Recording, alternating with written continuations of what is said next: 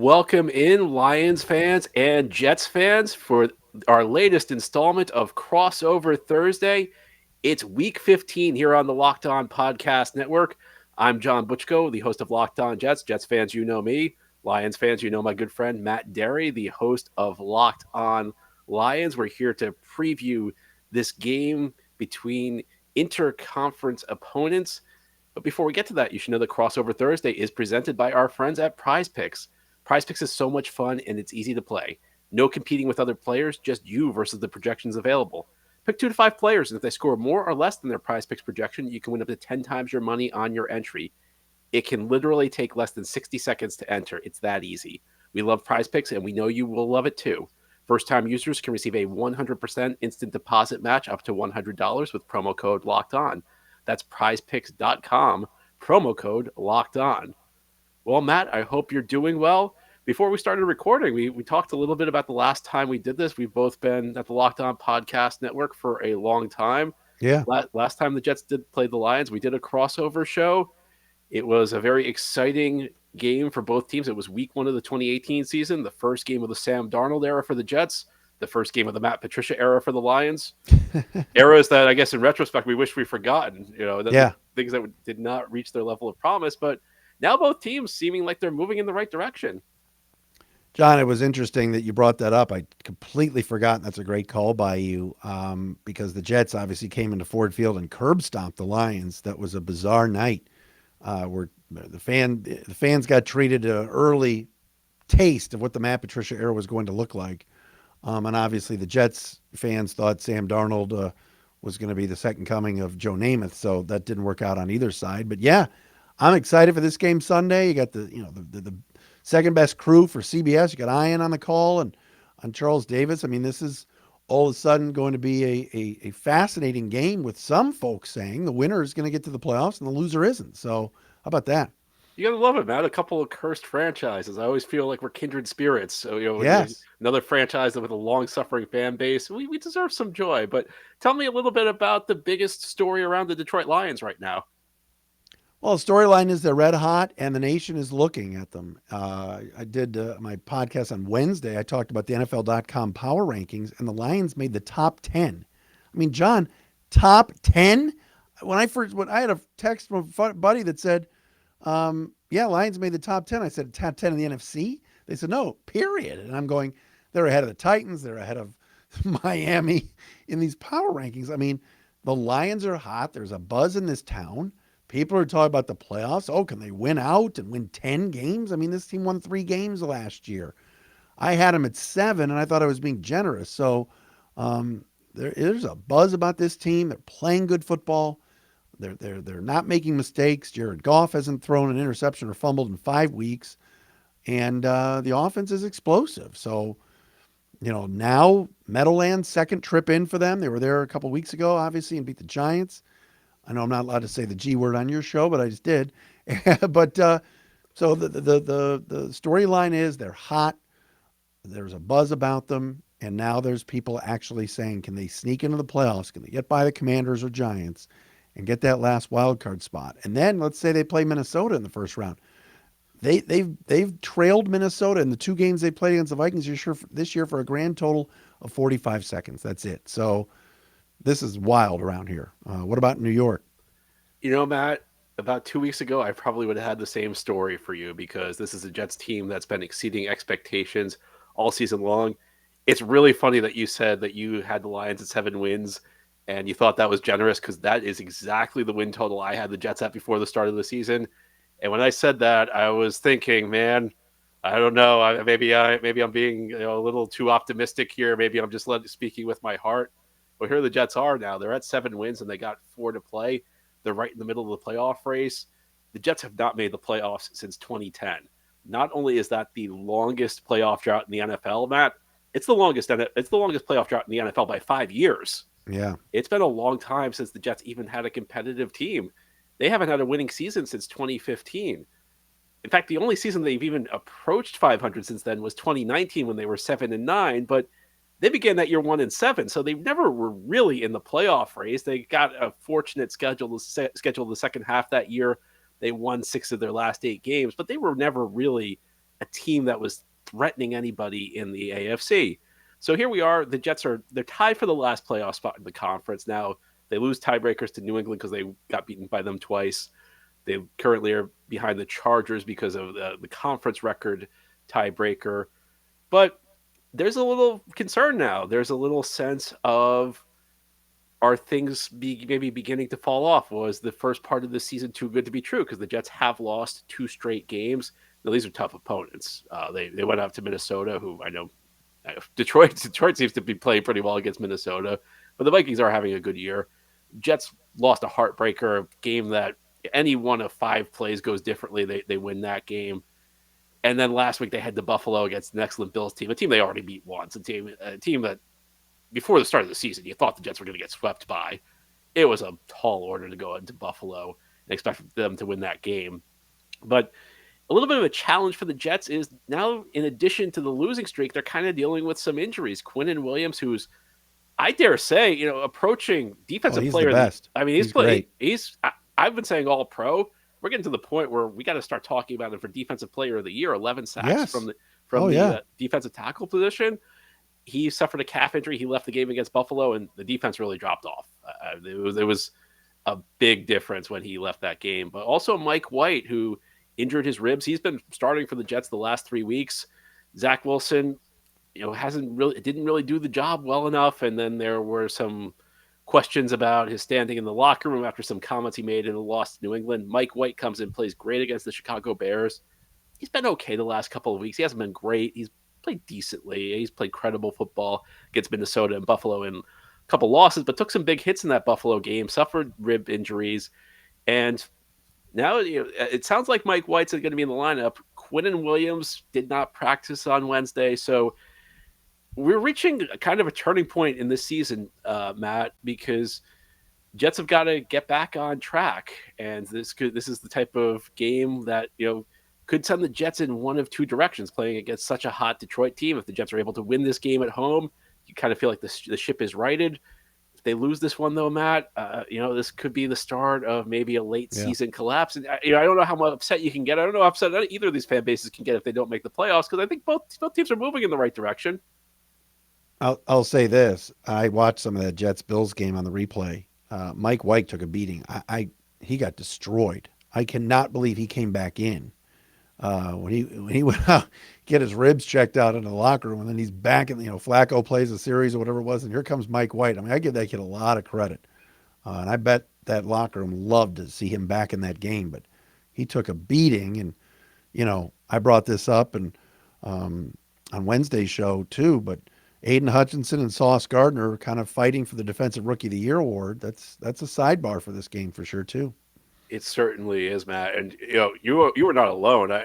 If you watched that game, Tony Romo said that when Mike White left, he said Mike White's done. He's not coming back. Joe Flacco's No, playing the rest of the yeah. game. He was shocked. Tony Romo was shocked that Mike White came back in. But ahead here on this crossover Wednesday episode of Locked On Jets and Locked On Lions, we're going to look at some of the key matchups in this game. As Matt mentioned, we got a couple Rookie of the Year candidates. There's some compelling matchups on both sides of the ball. We'll give you our thoughts on which ones are worth watching the most as we continue this crossover Thursday edition of Locked On Jets and Locked On Lions. This episode of Locked On Jets and Locked On Lions is brought to you by SimpliSafe. At both shows, we believe home should be where you and your family feel safest, especially over the holidays. This season, give yourself and your family the gift of peace and protection with the #1 rated home security system, SimpliSafe. And right now, SimpliSafe is offering Locked On Jets and Locked On Lions listeners 40% off a new security system. Do not put this off. SimpliSafe was named the best home security system of 2022 by U.S. News and World Report. It's the third straight year that's happened. In an emergency, 24/7 professional monitoring agents use Fast Protect technology exclusively from SimpliSafe to capture critical evidence and verify the threat is real so you can get higher priority police response. SimpliSafe is whole home security with advanced sensors for every room, window, and door, HD security cameras for inside and out, smarter ways to detect motion that alert you only when the threat is real, and even hazard sensors that detect fires, floods, and other threats to your home. 24/7 professional monitoring service costs under $1 a day, less than half of the price of a traditional home security system. So don't miss your chance to save big on our favorite security system. Get 40% off any new system at simplysafe.com/lockedon NFL today. That's simplysafe.com/lockedon NFL. There's no safe like Simply Safe. Thank you so much for making Locked On Jets and Locked On Lions your first listen every day. I'm John Butchko, Locked On Jets, along with Matt Derry, the host of Locked On Lions, getting you ready for Week 15 action in the NFL at the Meadowlands on Sunday. Jets and Lions, big game for both teams. Lots of compelling matchups on both sides of the ball, Matt. What do you have your eye on? Well, I want to see if the Lions can run the football again. The offense is explosive. They're putting up 30 points plus now in 5 games this year. They've been on fire lately in the passing game with Jared Goff basically having a clean pocket, no sacks this past week. Lots of receiver options with Jameson Williams now healthy. The rookie has played in 2 games and caught a touchdown last week. Amon-Ra St. Brown is unreal. DJ Chark is coming on. So they've got some weapons and Swift and Williams in the backfield. But the run game the last few weeks has not been as good as it's been at the start of the year. And I'll be interested in watching the Lions running the football against the Jets. Quinnen Williams is healthy. Those very physical linebackers you guys have. It's a top 13 run defense in the league. Can the Lions run the ball? Because they did against the Giants in that same stadium, which gets windy and gets certainly the elements play a factor. Goff having to go 3rd and 9, 3rd and 10, 3rd and 11. He hasn't had to do that the last few weeks because the pass game's just been so good. That's what Ben Johnson, the OC, has been calling. But on the road, cold, windy, can the Lions run against that Jets run defense? I'll be watching that. How about you? I'm actually going to go on the other side of the ball and talk about the Jets run game. They have a rookie in there, Bam Knight, an undrafted free agent out of North Carolina State, who's played very well the last 3 weeks. He had been on the Jets practice squad. Matt, early in the season, Brees Hall, the Jets' second round pick, was having a phenomenal year. He was a guy who looked like he was going to be a contender for rookie of the year on the offensive side of the ball. He had pretty much become the Jets' go to guy on offense. And since he went down, Garrett Wilson has kind of emerged in that role. But after Hall's injury, the Jets' run game's been inconsistent. Michael Carter, a second year back out of North Carolina, who had a very solid rookie season, a good player, just is not having the type of year he had last year. He had a really bad game last week against Buffalo where he fumbled the ball away, and he might be playing injured. He doesn't look explosive. He's not running through the arm tackles he was running through last year. Well, Bam Knight's played exceptional football. He's shown a little bit of everything. He's shown an ability to run the ball inside. He runs with authority, shown a little ability to make guys miss in the open field, and he's got an extra gear. He's been playing really solid football. I think the Jets want to get back to the run game. Mike LaFleur, their offensive coordinator, is a disciple of Kyle Shanahan. And anybody who comes from the Shanahan tree, they like to run the ball first. Jets haven't been able to run the ball over the last couple of weeks because they've been behind in games. And I think with Mike White injured, you mentioned Aiden Hutchinson, that tremendous rookie, a guy many Jets fans were praying would fall to 4 last year, even though there was no chance it was going to happen. Right. You want to protect Mike White, and I think the best way to do that is to be able to run the ball effectively with Bam Knight. And I look at this Lions run defense. I know, they've had a few issues there. So I think this is going to be a game where the Jets are going to try and establish the ground game. And Bam Knight's, he's been great the last 3 weeks. And on the other side of the ball, there's a matchup I look at for the Jets. And we've talked about Quinnen Williams, the year he's having. Very quietly next to Quinnen Williams at the other tackle spot, Sheldon Rankins is putting together a really good year. He was a guy the Jets signed from the Saints a year ago. They had high hopes for him. They thought he was a bargain signing. It did not really work out last year, but this second season, something has clicked. I don't know what it is. Now, the Jets defense, essentially, there are not going to be a lot of surprises with the Jets defense. They just line their guys up where they line them up, and they say, you know what, try and beat us. Rankins is going to line up a lot over the right guard, and I know the Lions have had, it's a bit of an unstable spot right now for the Lions. Logan Stenberg could be in there. I think this Lions offensive line is pretty solid. As you mentioned, they've been giving Jared Goff clean pockets the last few weeks. But if I look at one area where this Jets pass rush, it's been a great pass rush all season, especially with Quinnen Williams out, maybe can give the Lions some trouble and maybe give Goff a more difficult pocket to throw. And that's where I have my eyes. Well, they can, they can try just about anything. I think the one guy you do want to attack is the right guard, and they've been through four of them this year. They started the year with Halapulavati Vaitai, then he got injured and he was out for the year. Evan Brown, who was the backup center last year, did a really nice job for Frank Ragnow, moved over to right guard when Vaitai got hurt. He's been out. Coyote Owosika didn't play last week, so like you mentioned, Stenberg's been playing there. Skipper's also had to play there. But other than that, the Lions O line is really good, really good. Um, Defenses now are stacking the box a little bit, and I don't think that Swift and Jamal Williams are as fresh with the legs as they were earlier in the year. So we'll see how that goes this week. But I like that. I like that what you're looking at there in terms of your matchup. And I will say this too: the what's interesting is, here's Robert Saleh, Detroit guy, and Detroit native, going up against the Lions, and there's a lot of different stories about the Lions even have interest in hiring him when they hired Dan Campbell, and Saleh went to the Jets first. And there's lots of storylines there, and of course Aaron Glenn was a former Jet player, now is running that Lions defense. He doesn't want to lose to the Jets, so there's some good storylines for sure. Eric Glenn, a great Jets player. I think he was Yeah, on he was on the 50th anniversary team the Jets had a couple of years ago. A guy who he was a guy who actually the Jets interviewed him. He was kind of an under the radar candidate when the Jets hired Robert Saleh. So I know a guy who was very respected in the NFL as a coach. for sure, for sure. And he's done a good job. He was under a lot of scrutiny at the start of the year. I mocked him a little bit on my show and called him future head coach Aaron Glenn because that's all anybody was talking about. But the Lions' defense was last in the league in just about every category. The last few weeks, they've done a great job against the run. They held Dalvin Cook to like 24 yards this week. They've gotten better. Players are improving. Alex Anzalone, their linebacker, has gotten inside linebacker has gotten better. Um, Safety group has gotten better. John Kaminsky, kind of a no-name D lineman, plays and has gotten better. So players are, that's what you want in the second year of a rebuild is development, and that's what's happening. It's so funny, Matt, because I keep hearing you talk, and it's like these teams are mirror images of each other. Last year, the Jets had maybe the worst defense in the league, and their coordinator Jeff Ulbrich got a lot of grief from the fan base.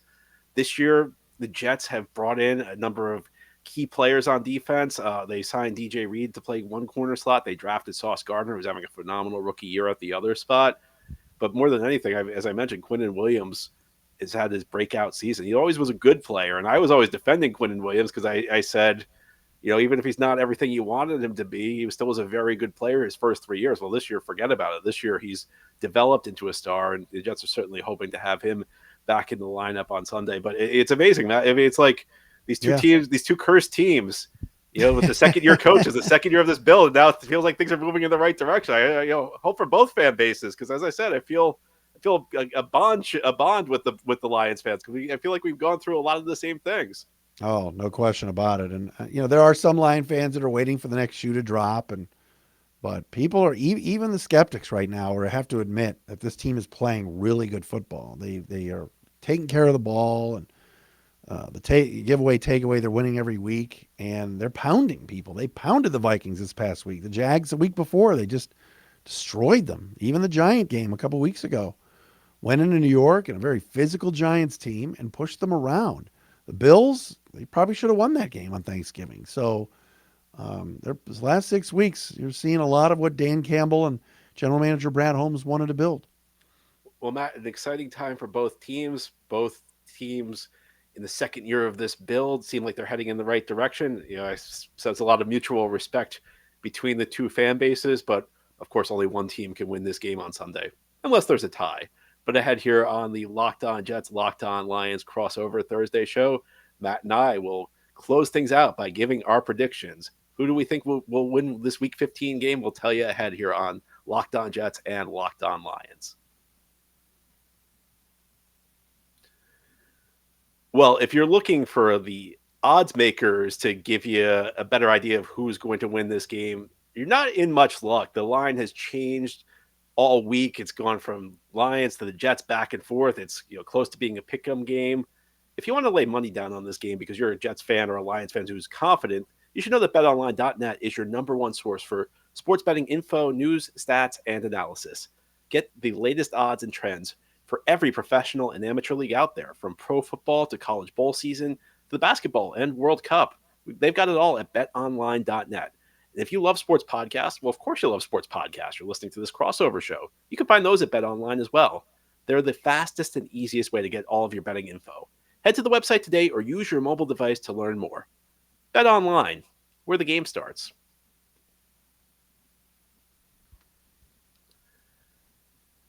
All right, you're hanging out with some friends and putting back a few drinks. A few becomes a few too many. And as the evening comes to an end and people start to head out, you think of calling for a ride. But no, you live nearby.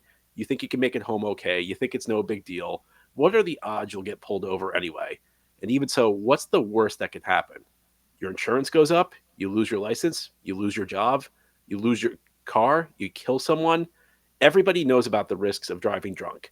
The results are tragic and often deadly. However, that doesn't stop everyone from getting behind the wheel while under the influence. And that's why police officers are out there right now looking for impaired drivers on our roads to save lives.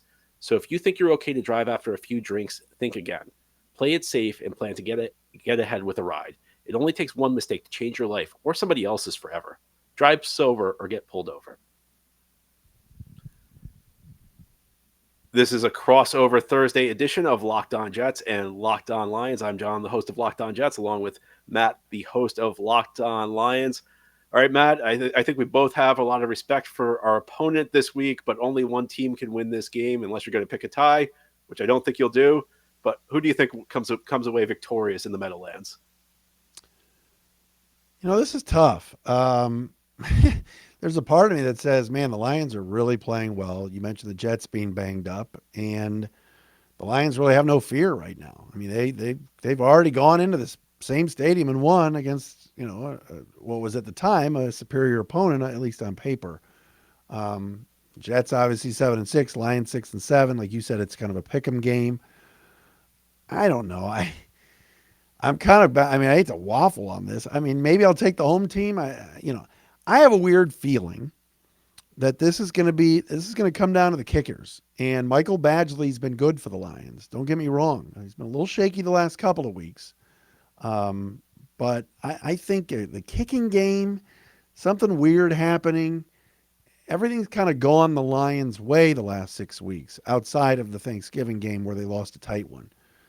Are they due to lose? You look at the schedule and you go Jets, Panthers, Bears, and Packers in Week 18, which could be a bunch of second and third stringers by that point. The game that's probably the toughest is this one. So I'll say low scoring and maybe a 21-20 Jets final as they kind of get back on the horse here at home. But nothing would surprise me in this game. The Lions winning would not surprise me at all. But I'll take the Jets by one in a tight one. Yeah, I was trying to bait you into picking the tie. That might be one of these days I'm going to get somebody to pick a tie in one of these crossover Thursday shows. Hey, there's been plenty of them, so. I mean, that's the thing is I think this is going to be a very tight game because these teams I think are pretty evenly matched. And this game does not look as favorable for the Jets as maybe it did a couple of weeks ago. Now, when you're a Jets fan, there's no game that you should ever take for granted. I think you've been through the last decade plus what Jets fans have been through. You're always going to respect your opponent. A Lions team that's coming into the Meadowlands playing great.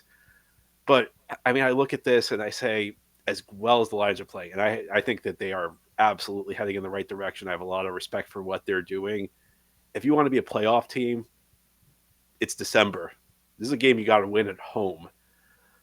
I worry about how banged up the Jets are, but I do think they're going to be able to run the ball on Detroit. I think that this defense is going to be able to prevent the big play. And, essentially, I think that this, in some ways, stylistically, the Jets are kind of a favorite, have kind of a good matchup for this Lions team on offense, as well as Jared Goff, and they're playing. I wouldn't be surprised by anything that happened. In fact, I'm tempted to pick the tie, Matt, but I think I'm going to go Jets 21, Lions 17. Yeah, I think we're right around the same spot. Win or lose, you got to be. People in Detroit are thrilled that we're even having this discussion about playoffs in year 2 of the rebuild in December. But I don't know. I got a weird feeling for this. I could be wrong. I could really be wrong because the Lions have played so well, especially offensively. But I think a few bounces. You never know in that building with the wind, and that's why I think the Jets will win, but very close. Yeah, I would be surprised if this was a blowout either way. I mean, that's one prediction I feel pretty safe in making because I think these are both teams that are really tough outs. And I'll be honest with you, Matt. If I'm a team in the NFC at the top of them, this Detroit team is not the team I want to face. Yeah, And I think the Jets would be a very tough out. I mean, I don't know how far the Jets would go, but I don't think the Jets are a team anybody would want to face in the AFC playoffs either. no doubt, no doubt. All right, John, this was fun. Absolutely, Matt. Well, hopefully we'll do it sooner than 4 years. Maybe we'll get I could say a preseason game. Maybe we'll get a Super Bowl. Maybe these teams are Oh my absolutely heading God, in the could right you direction. imagine the? I shouldn't say that. I've been Are a you out of your fan of a mind? cursed. I've been a fan of a cursed team long enough to not raise that. So I apologize to everybody out there for both sides. At least the Jets have been there. Come on now. Yeah, and hey, if you're like 65 years old, you got to only got to watch it. I'm a That's little, right. unfortunately, a little younger than 65. But Matt, it's always a pleasure chatting with you, even though we don't get to do it often, but it's always a pleasure when we do this. Hope you have a great weekend. Hope you enjoy the game. All right, John. Thank you. All right, and all you fans out there, thank you again for making Locked On Jets or Locked On Lions your first listen. If you're a Jets fan, head on over to Locked On Lions to get the latest intel on the Jets rival the team, the Jets opponent this weekend. If you're a Lions fan, we'd love to have you at Locked On Jets so you can find out about your opponent. We'll be back again tomorrow. Matt and I will be back on our regular shows to preview this game. Until then, take care, everybody.